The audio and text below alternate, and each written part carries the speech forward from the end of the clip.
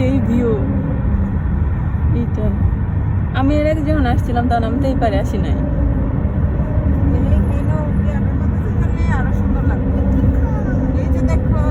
কিন্তু আমি গেছিলাম বাস্তু গামা বিচে।